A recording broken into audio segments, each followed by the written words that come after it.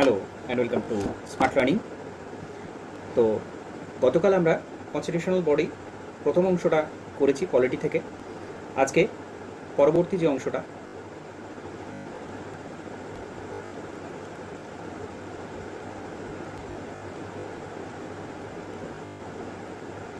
সেটা শুরু করব। তো সংবিধান স্বীকৃত যে সমস্ত গুরুত্বপূর্ণ সংস্থাগুলো রয়েছে সেগুলো আমরা আলোচনা করছিলাম। গতকাল আমরা ইলেকশন কমিশন, ইউপিএসসি এগুলো নিয়ে আলোচনা করেছি।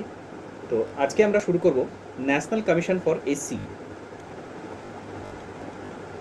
National commission for SC schedule caste, এই জায়গা থেকে আমরা শুরু করব। তো national commission for schedule caste এটা আমাদের সংবিধানের কত নম্বর আর্টিকেলে রয়েছে? কত নম্বর আর্টিকেলে রয়েছে এটা? এটা রয়েছে আর্টিকেল 338-এ। আর্টিকেল 338-এ রয়েছে। অর্থাৎ আর্টিকেল 338 বলছে যে আমাদের একটা national commission for schedule caste থাকতে হবে। এটা আর্টিকেল 338 বলছে। তো এটা সরাসরি কিন্তু সংবিধানে বলা ছিল। পরবর্তীকালে আমরা দেখব আরও অনেক কমিশন এসছে যেগুলো কিন্তু অনেক পরে অ্যাড হয়েছে। এটা সরাসরি সংবিধানে বলা ছিল।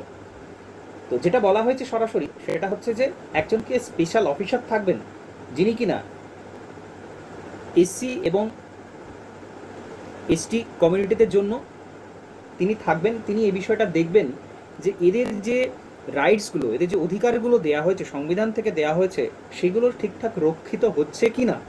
সেই কারণে একজন স্পেশাল অফিসারকে অ্যাপয়েন্ট করতে হবে। স্পেশাল অফিসারকে অ্যাপয়েন্ট করতে হবে, এটা আমাদের সংবিধানে বলা রয়েছে। তো এটা কে অ্যাপয়েন্ট করবেন? অবশ্যই প্রেসিডেন্ট। কারণ বোঝাই যাচ্ছে এটা একটা সংবিধান স্বীকৃত বডি, আমাদের সংবিধানে সরাসরি উল্লেখ করা রয়েছে। তো সেই কারণে একটা গুরুত্বপূর্ণ পদ এবং এটা প্রেসিডেন্ট এই অ্যাপয়েন্টমেন্টটা দিয়ে থাকেন। তো প্রথমে আমাদের কিন্তু ন্যাশনাল কমিশন ফর এসসি এটাই শুধুমাত্র ছিল এবং এর আন্ডারেই কিন্তু শিডিউল কাস্ট কমিউনিটি, যারা শিডিউল ট্রাইব যারা কমিউনিটি, তাদেরকেও এর মধ্যেই ফেলা হতো। আলাদা করে কিন্তু এসটি কমিউনিটির জন্য কোনো কমিশন ছিল না। সেটা কবে এলো? সেটা এলো একটা সংবিধান সংশোধনের মাধ্যমে। 65th কনস্টিটিউশনাল অ্যামেন্ডমেন্ট, 65তম সংবিধান সংশোধনী আনা হলো এবং সেখানে national commission SC and ST এটা নিয়ে আসা হলো। একটা সিঙ্গেল অফিসের বদলে এই দুটোকে বাইফার্কেট করে দেওয়া হলো, দুটো আলাদা আলাদা কমিশন এখানে তৈরি করা হলো। এখানে অ্যাকচুয়ালি এর মধ্যে এটা করা হয়েছিল, বাইফার্কেট করা হয়েছিল এর পরের যে অ্যামেন্ডমেন্টটা আসছে 89th অ্যামেন্ডমেন্টে দুটো আলাদা বডি আসছে। কিন্তু এই 65তমতে হয়েছিল কি, এই দুজনের কাজটা আলাদা করে দেওয়া হয়েছিল। তো যাই হোক, বিষয়টা জটিলতার দিকে যাওয়ার প্রয়োজন নেই। আমাদের যেটুকু মনে রাখতে হবে সেটা হচ্ছে আর্টিকেল 338 ন্যাশনাল কমিশন ফর এসির কথা বলে। আমাদের সংবিধানে এটা বলা রয়েছে, সংবিধান সরাসরি এটার কথা বলেছে এবং সেখানে বলা আছে একজন স্পেশাল অফিসারকে নিয়োগ করতে হবে। এই নিয়োগটা করে থাকেন প্রেসিডেন্ট, যেহেতু একটা বড় পদ সেজন্য এটা প্রেসিডেন্ট করে থাকেন। এবং আগে ছিল যে শুধুমাত্র এসসি কমিশন ছিল এবং সেখানে তার আন্ডারে এসটি দেখাশোনা করবে, এই বিষয়টা ছিল। সেটা 65তম সংবিধান সংশোধনীতে এদের কাজ দুটোকে আলাদা করে দেওয়া হয়, অর্থাৎ এখানে আরও বডিটাকে বাড়ানো হয়।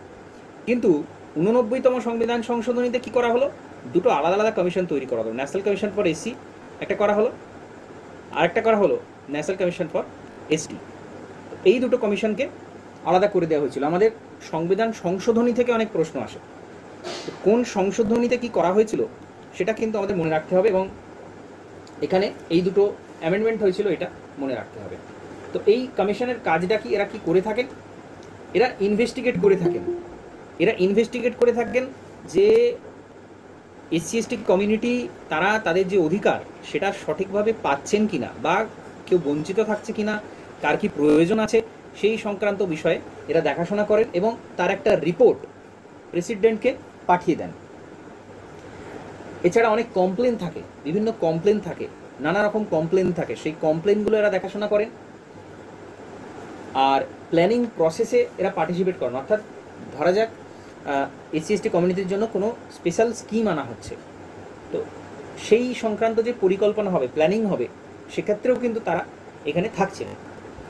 আর প্রেসিডেন্টকে সারা বছরে একটা রিপোর্ট তাদের পাঠাতে হয়, প্রেসিডেন্ট সেই রিপোর্টটা কিন্তু পার্লামেন্টে পেশ করে থাকেন। তো এটার যথেষ্ট গুরুত্ব রয়েছে। তো এই বিষয়গুলো কমিশন সম্পর্কে মনে রাখতে হবে। আচ্ছা, এরপর আসছে national commission for STs, schedule tribe কমিউনিটিদের জন্য ন্যাশনাল কমিশন। তো এটা প্রথমে সংবিধানে কিন্তু বলা ছিল না, যেটা আমরা একটু আগেই দেখলাম। প্রথমে শুধু সংবিধানে বলা ছিল ন্যাশনাল কমিশন ফর এসসি বলা ছিল, এটা ছিল না। পরবর্তীকালে একটা আর্টিকেল যোগ করা হলো 338A যোগ করা হলো। সেখানে এই নতুন বডিটা national commission for schedule tribe এটা আনা হলো। ওকে, তো এটা মনে রাখতে হচ্ছে। আর 2004 সালে 89th অ্যামেন্ডমেন্টটা হয়েছিল 2003 সালে, যেখানে বলা হলো যে দুটো আলাদা বডি থাকবে। এটা হয়েছিল 2003-এ অ্যামেন্ডমেন্টটা হয়েছিল। আর বডিটা বাস্তবে এলো কবে? বাস্তবায়ন হলো এটা 2004-এ। অর্থাৎ national commission for schedule tribe, এই কমিশনটা 2004 সালে তৈরি হয়েছিল। এটা একটু মনে রাখতে হবে। এই দুটো অধ্যায় খুব বেশি কিছু নেই, কয়েকটা জিনিস রয়েছে যেটা একটু মনে রাখতে হবে। তো 2004 সালে ন্যাশনাল কমিশন ফর এসটি এক্সিস্টেন্সে এলো, বাস্তবায়িত হলো। এবং এখানে কারা থাকছেন? এখানে থাকছেন একজন চেয়ারম্যান একজন থাকছেন, একজন ভাইস চেয়ারম্যান থাকছেন, আর 3 জন আদার মেম্বার থাকছে। তো এটা হচ্ছে এই পুরো স্ট্রাকচার। আর এখানেও সেই একই রকম, প্রেসিডেন্ট এখানে অ্যাপয়েন্টমেন্ট দিচ্ছেন এবং এদেরও রিপোর্ট একটা তৈরি করতে হচ্ছে এবং সেটা কিন্তু প্রেসিডেন্টকে পাঠিয়ে দিতে হচ্ছে এবং সেই প্রেসিডেন্ট সেই রিপোর্টটাকে পার্লামেন্টে পেশ করে থাকেন। তো এই কয়েকটা প্রসেস, কয়েকটা জিনিস আমাদের এখানে জানতে হচ্ছে। আচ্ছা, এবার যেহেতু পিছিয়ে পড়া সম্প্রদায়ের জন্য এই সমস্ত স্পেশাল ব্যবস্থা রয়েছে, আরেকটা স্পেশাল অফিসার নিয়োগ করা হয়, সেটা হচ্ছে special officer for linguistic minorities. Linguistic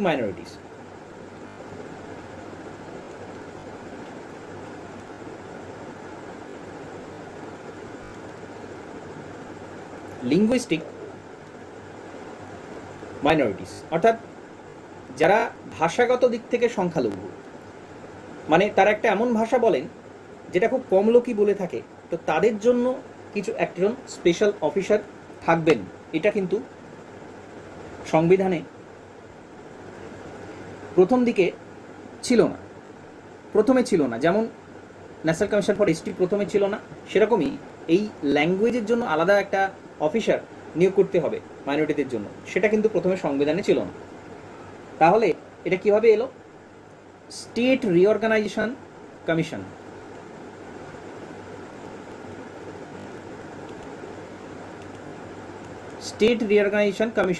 আচ্ছা, এটা কি বলতে পারবে স্টেট রিঅর্গানাইজেশন কমিশনটা কবে তৈরি হয়েছিল? এটা খুব গুরুত্বপূর্ণ। স্টেট রিঅর্গানাইজেশন কমিশন কবে তৈরি হয়েছিল?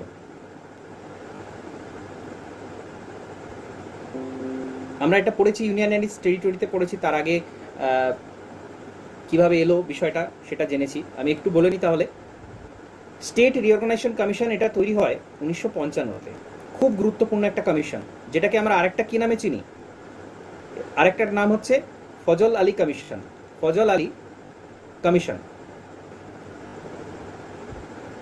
কি হলো, আমার ভারত যখন স্বাধীন হলো 1947-এর পরে যখন স্বাধীন হলো, তখন সারা দেশে বিভিন্ন জায়গা থেকে দাবি উঠতে থাকে ভাষাগত রাজ্য তৈরির জন্য। যেমন সবচেয়ে বেশি আন্দোলন হয়েছিল অন্ধ্রপ্রদেশে আন্দোলন চলছিল যে আমাদের একটা আলাদা রাজ্য চাই। তখন অন্ধ্রপ্রদেশ রাজ্য ছিল না, তখন একটাই রাজ্য ছিল, সেটা হচ্ছে মাদ্রাজ, বা যেটাকে আমরা মাদ্রাজ বলে থাকি। তো সেটাই ছিল, অর্থাৎ তামিলনাড়ু আর অন্ধ্রপ্রদেশ ছিল না। এবং অন্ধ্রপ্রদেশে তখন আন্দোলন চলছে যে আমাদের একটা আলাদা রাজ্য চাই, আমরা তামিল ভাষা বলি না, আমাদের একটা আলাদা রাজ্য চাই। তো সেই কারণে কতগুলো কমিটি বসানো হয়েছিল। এর আগে ছিল জেভিপি কমিটি। খুব গুরুত্বপূর্ণ কথাগুলো বলছি, এটা মনে রাখতে হবে। জেভিপি কমিটি তারা বলল যে ভাষার ভিত্তিতে কোনো রাজ্য তৈরি হবে না। এটা হলে কি হবে, ভারতে অজস্র ভাষা আছে, তারা বলবে যে আমাদেরও নতুন নতুন রাজ্য চাই, ভারত আবার টুকরো টুকরো হয়ে যাবে, অনেক আলাদা আলাদা গোষ্ঠী তৈরি হবে, আলাদা আলাদা অনেক অজস্র রাজ্য তৈরি হয়ে যাবে, সুতরাং এটা মেনে নেওয়া যায় না। কিন্তু আন্দোলন চলছে এবং 1953-তে অন্ধ্রপ্রদেশে যিনি আন্দোলন করছিলেন, অনশন করছিলেন, তিনি প্রায় 60 দিনের উপর অনশন করার পর মারা গেলেন। একেবারে আগুন জ্বলে উঠল।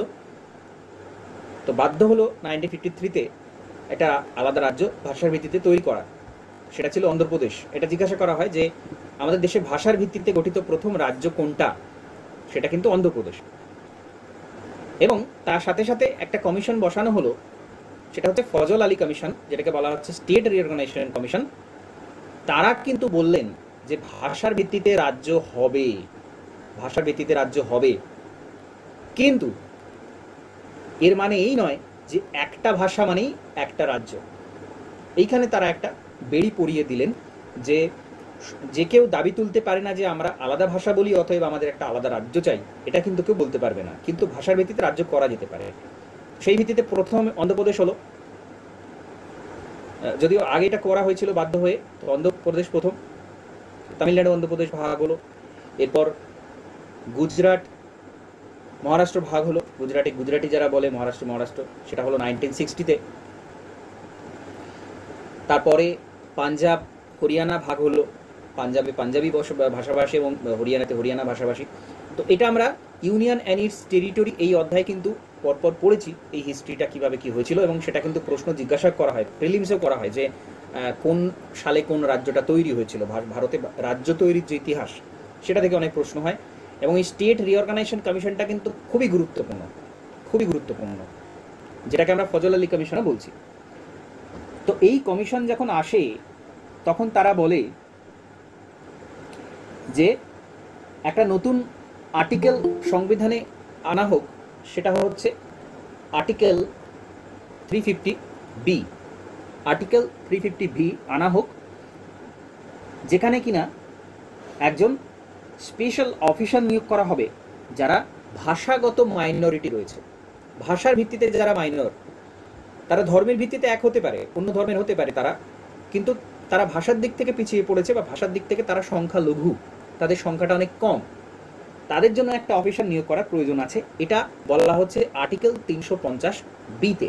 এবং কে বলছে, রেকমেন্ড করেছিল স্টেট রিঅর্গানাইজেশন কমিশন, কিন্তু এটা রেকমেন্ড করেছিল, এবং তার ভিত্তিতে একজন অফিসার নিয়োগ করা হবে। কে নিয়োগ করবেন? সেই প্রেসিডেন্ট নিয়োগ করবেন।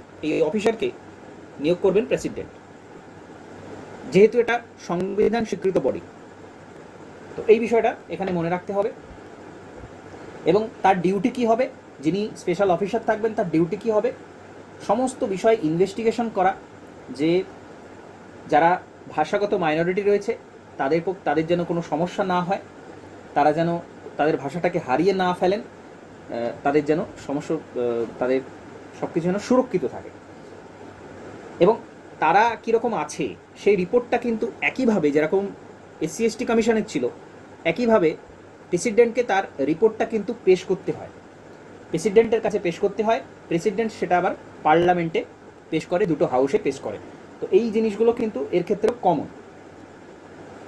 এবং এই যে যাকে অফিসার নিয়োগ করা হলো তার কি কোয়ালিফিকেশন হবে সেটা কিন্তু এই আর্টিকেলে কোথাও বলা নেই। সেটা প্রেসিডেন্ট যেরকম মনে করবেন সেরকম একজন ব্যক্তিকে এখানে কিন্তু নিয়োগ করবেন, এটা এখানে বলা হচ্ছে।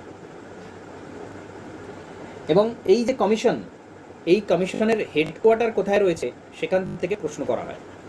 Special commission for linguistic minority, এই যে কমিশন, এর হেডকোয়ার্টার কোথায় রয়েছে? এর হেডকোয়ার্টার রয়েছে এলাহাবাদ, অর্থাৎ যেটা প্রয়াগরাজ বর্তমানে, উত্তরপ্রদেশে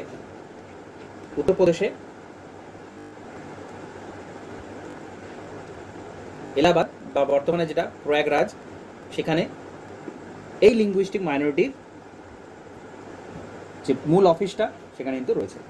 এছাড়াও রিজিওনাল অফিস রয়েছে কলকাতা, চেন্নাই এবং কর্ণাটকে বেলগাঁওতে রয়েছে। তো এই কটা জিনিস এখান থেকে মনে রাখতে হবে।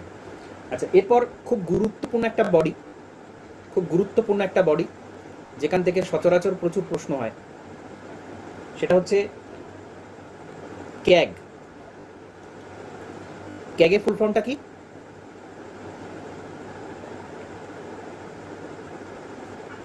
কম্ট্রোলার auditor general. Comptroller and auditor general of India. তো এটা বলতে কি বোঝায়, কি করে থাকেন তিনি?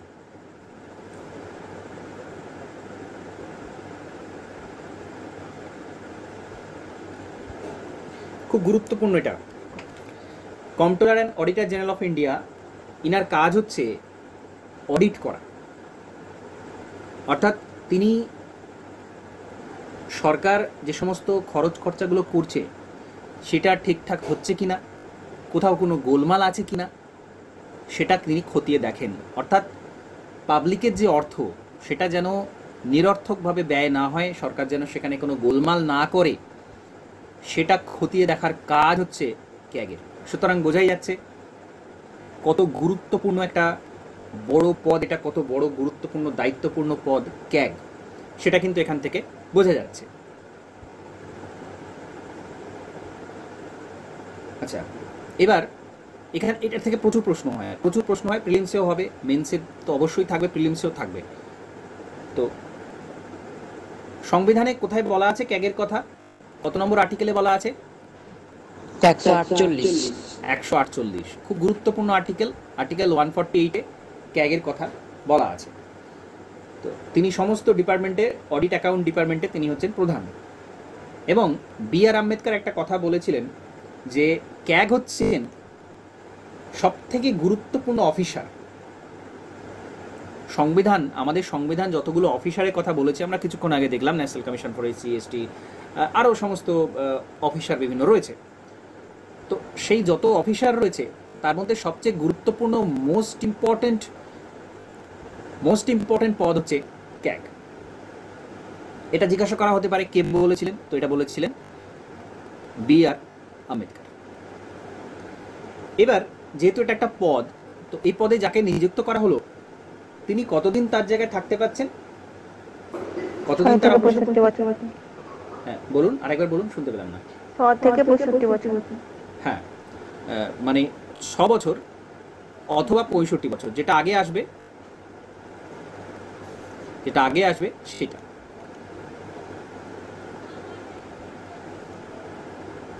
এবং তিনি রিটায়ারমেন্টের পর কি আবার নিযুক্ত হতে পারেন কোনো জায়গাতে, বা কোন জায়গাতে নিযুক্ত হতে পারেন?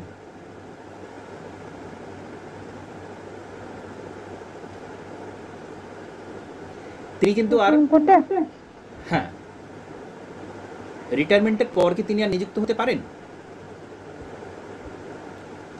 কি মনে হয়, এত বড় একটা পদ, তার দায়িত্ব হচ্ছে খুঁটিয়ে দেখা সরকার কোনো গোলমাল করছে কিনা, তাহলে কি হতে পারে? তিনি কি আর নিযুক্তি পেতে পারেন? হ্যাঁ, পারেন না। Not eligible for further recruitment. কারণ হচ্ছে কোনো সরকার যদি মনে করে যে ক্যাগকে বলল, ঠিক আছে আমরা এই গোলমালটা করেছি, তুমি এটা বলো না, তুমি এটা বের করো না, আমরা তোমাকে একটা বড় পদে নিযুক্তি দিয়ে দেবো, সেটা হতে পারে সরকারের সাথে, যেহেতু এত বড় একটা গুরুত্বপূর্ণ পদ রয়েছে। সুতরাং এই কারণে কিন্তু ক্যাগকে কোনো পরবর্তীকালে আর কোনো অফিসে নিযুক্ত কাজটা দেয়া হয় না। একবার রিটায়ারমেন্টের পর তিনি আর কোথাও নিযুক্ত হতে পারেন না।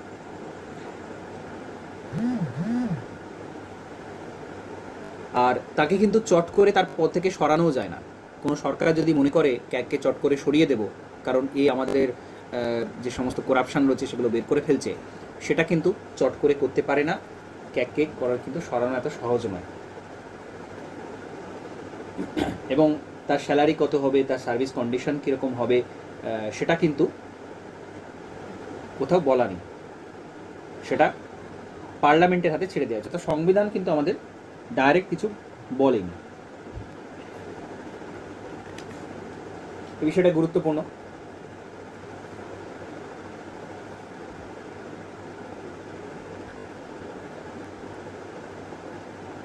এবার ক্যাগের কি কি ক্ষমতা রয়েছে, ক্যাগ কি কি করে থাকেন সেটা সবচেয়ে বেশি গুরুত্বপূর্ণ। যেটা আগেই বললাম, ক্যাগের কাজটা কিন্তু অতি গুরুত্বপূর্ণ কাজ।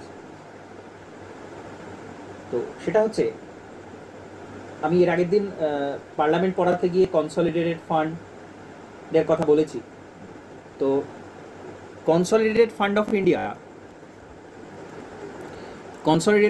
ইন্ডিয়া যেখান থেকে অর্থ তুলতে গেলে পার্লামেন্টের অনুমতি লাগে, অর্থ তো সেখান থেকে তুলে নেওয়া হলো।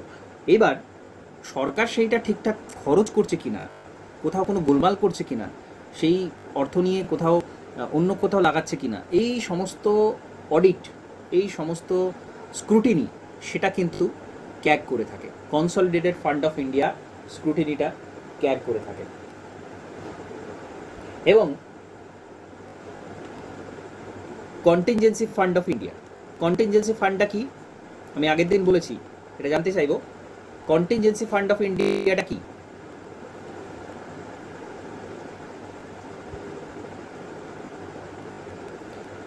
কন্টিনজেন্সি ফান্ডটা কি?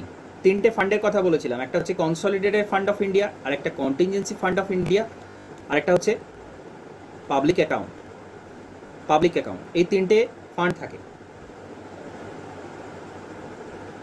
তো এই তিনটে ফান্ডেরই কিন্তু ঠিকঠাক খরচ হচ্ছে কি না সেটা ক্যাগের দায়িত্ব। ক্যাগ এটা পুরো স্ক্রুটিনি করে থাকে।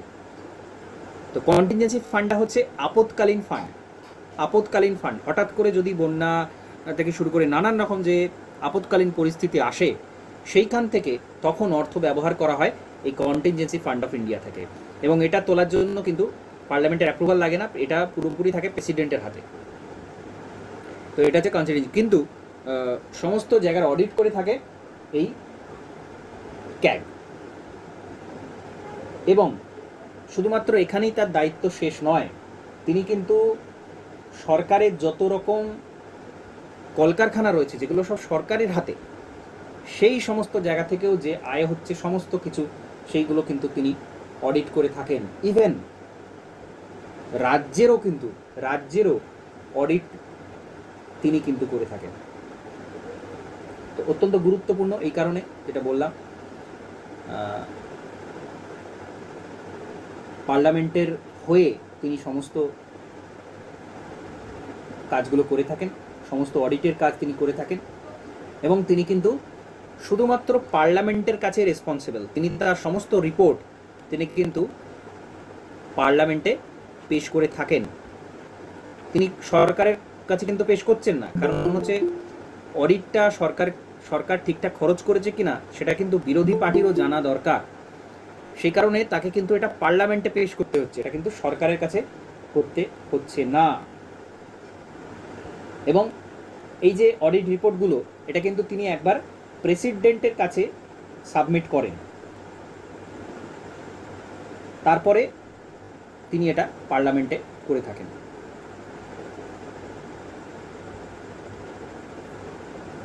এই বিষয়গুলো এখানে মনে রাখতে হচ্ছে। ক্যাগের কিন্তু প্রচুর কাজ রয়েছে, প্রচুর দায়িত্ব রয়েছে, সমস্ত অডিট সব কিছু কিন্তু ক্যাগের হয়ে থাকে। এরপর আরেকটা অতি গুরুত্বপূর্ণ পদ, সেটা হচ্ছে attorney general of India. Sir ক্যাগের পদচ্যুতিটা একটু বলে দেন। ক্যাগের পদচ্যুত করতে গেলে পার্লামেন্টের হাতে দেওয়া রয়েছে। এটা পার্লামেন্ট যদি মনে করে, তাকে কিন্তু সুপ্রিম কোর্টের জাজের যে রিমুভাল প্রসেস রয়েছে সেইভাবে তাকে রিমুভ করা যেতে পারে। তাকে কিন্তু রিমুভ করাটা এত ইজি নয়। আচ্ছা, এরপর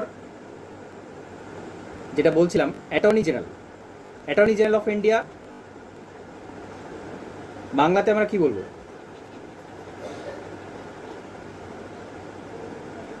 অ্যাটর্নি জেনারেল অফ ইন্ডিয়া বিষয়টা কি? সর্বোচ্চ ল অফিসার।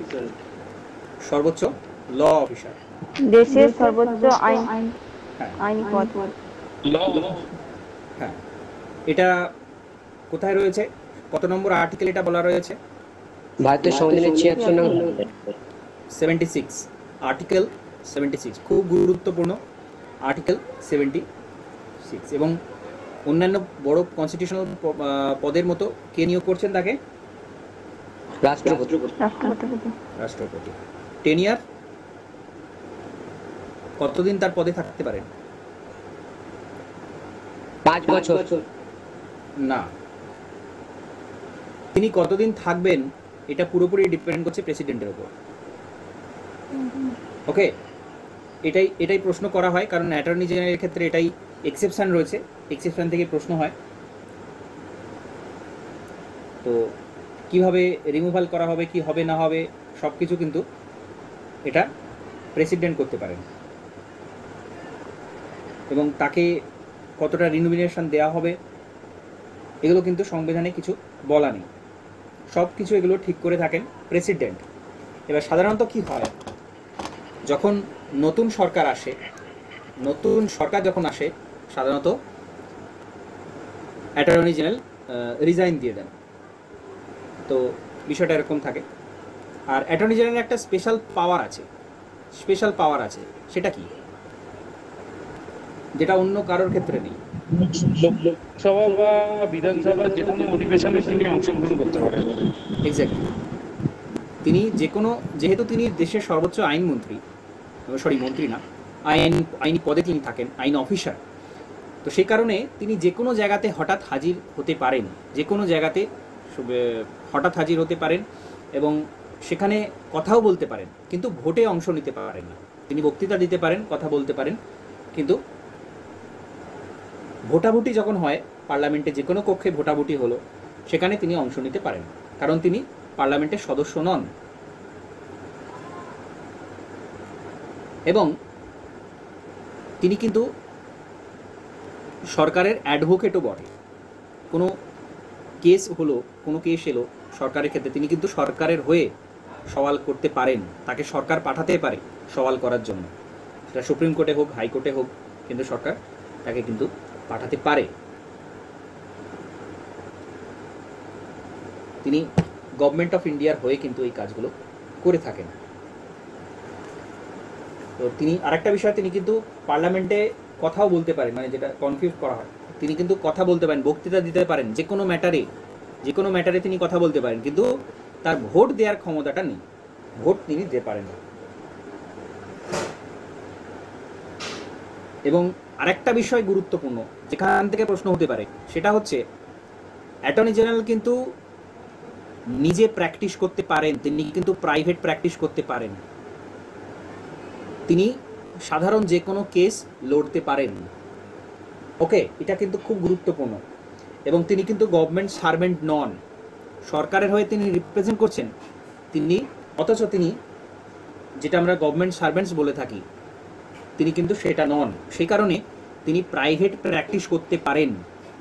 এই বিষয়টা অতি গুরুত্বপূর্ণ, কিন্তু এটা অন্য কারোর ক্ষমতা নেই। মানে যত বড় বড় পদ রয়েছে, কোনো রকম অফিস অফ প্রফিটে যুক্ত থাকা যায় না, পদ থাকাকালীন অফিস অফ প্রফিটে যুক্ত থাকা যায় না, কিছু কিছু ক্ষেত্রে তারপরেও অফিস অফ প্রফিটে যোগ দেওয়া যায় না। কিন্তু অ্যাটর্নি জেনারেল যখন তিনি ক্ষমতায় রয়েছেন, অ্যাটর্নি জেনারেল হিসেবে রয়েছেন, তখন কিন্তু তিনি প্রাইভেট প্র্যাকটিসও করতে পারছেন, অন্য যে কোনো ব্যক্তি বা সংস্থার হয়ে তিনি কিন্তু লড়াই করতে পারছেন অ্যাজ অ্যান অ্যাডভোকেট। এটা খুব গুরুত্বপূর্ণ একটা বিষয়।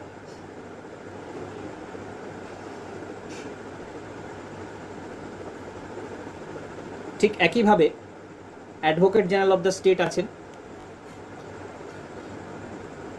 Advocate general of the state, এটা কত নম্বর আর্টিকেলে রয়েছে? আর্টিকেল 165, আর্টিকেল 165 রয়েছে। এবং একইভাবে তিনি নিযুক্ত হচ্ছেন কার দ্বারা? গভর্নর দ্বারা নিযুক্ত হচ্ছেন। এবং সেম বিষয়গুলো পুরো সমান, একই রকম।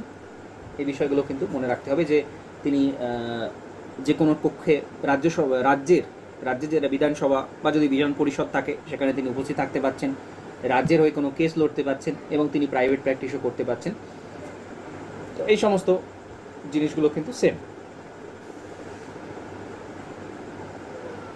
তো এই বিষয়গুলো মনে রাখতে হচ্ছে, এবং কনস্টিটিউশনাল বডি যেগুলো সেগুলো এখানে শেষ হচ্ছে, আর অন্যান্য কনস্টিটিউশনাল বডি এখানে নেই। এরপর আমরা নন কনস্টিটিউশনাল বডি যেগুলো সেগুলো নিয়ে আলোচনা করব, কিন্তু সেগুলো পরে। আগামীকাল আমি ইকোনমিক্সটা আলোচনা করব। টপিকগুলো আমি বলে দেব, কোন কোন টপিকগুলো রিভিশন দেব ইকোনমিক্সের ক্ষেত্রে। তো আগামীকাল পলিটি নয়, আগামীকাল ইকোনমিক্সটা নিয়ে, ইকোনমিক্সের কোনো টপিক, কোনো পোর্শন আলোচনা করব। তো আজকের আলোচনাটা এখানে সমাপ্ত করছি। নমস্কার, ধন্যবাদ।